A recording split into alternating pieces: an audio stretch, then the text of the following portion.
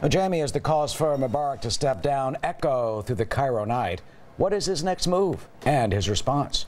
Joining us now is Ambassador Djerejian. He is a former ambassador of the United States to Syria and Israel, and he's the founding director of the James Baker Institute for Public Policy at Rice University in Houston. Ambassador, good to see you this afternoon.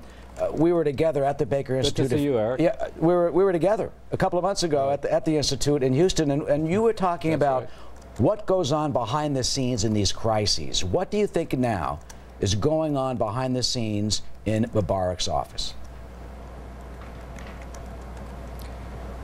Well, President Mubarak is facing the greatest challenge of his 30-year career as president of Egypt.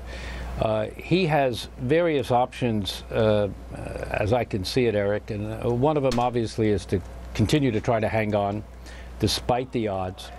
I think that would be a formula for continuing demonstrations and instability in Egypt. Or he can be putting into place, as we might have seen the indication already, he's chosen Omar Suleiman, one of the top military men in the regime, as a vice president, the first time he's filled that post in decades, and thereby indicating that the military will be the succession. Let's remember that the military has been occupying the presidency in one form or another since Gamal Abdel Nasser to Mubarak. Or, and this is a big or, Mubarak could step back and say, it's over, I am no longer going to remain as president, but I am going to initiate a managed political transition to a more democratic system in Egypt. That's a big if, but if he decides to do that, that I think could appease some of the opposition to the regime, but he has to make clear that he is no longer in the running, that he is now, we're talking about a post-Mubarak regime. But in terms of what they're thinking about right now, it's all crisis management and trying to determine if they can control the streets and then determine what next steps, Eric. What do you think the chances are, as you suggest, that he could say, well, I'm going to bow out. There are elections, presidential elections in June. He could say, I'm not quitting now, but I will not run. My term will end, and we'll have free and fair elections.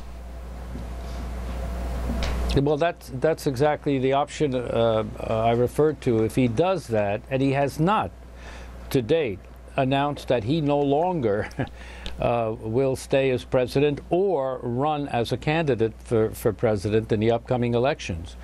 But I think what's going to be needed is not only presidential elections, but new parliamentary elections, because the last parliamentary elections simply did not have credibility in the street. They were considered to be highly rigged. And therefore, maybe establishing some sort of independent and transparent commission of all the political parties and organizations that could determine the next political steps to a democratic system in Egypt. I don't know if Mubarak is looking at his legacy and saying, well, maybe I can do this. I've been in power for 30-odd years. Maybe I can lead Egypt into a post-Mubarak and more democratic era. I think most people would be skeptical of that, but his options are, again, hang in there despite the ramifications in the streets.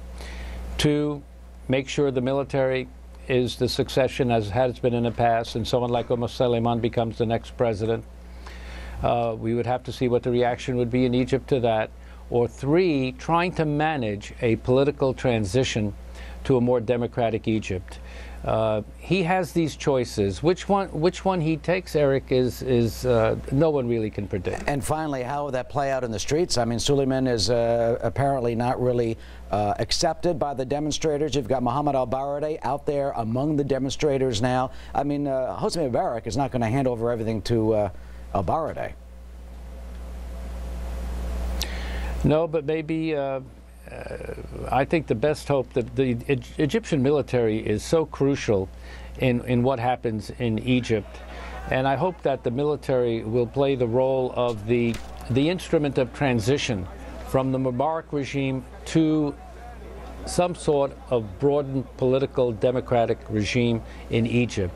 If the military plays that role, and of course Mubarak will not be part of that process sooner rather than later, then I think there's hope for what the U.S. administration is calling for, I think rightfully, a managed and orderly transition in Egypt.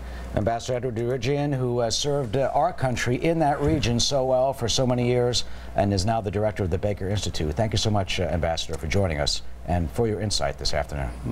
My pleasure, Eric.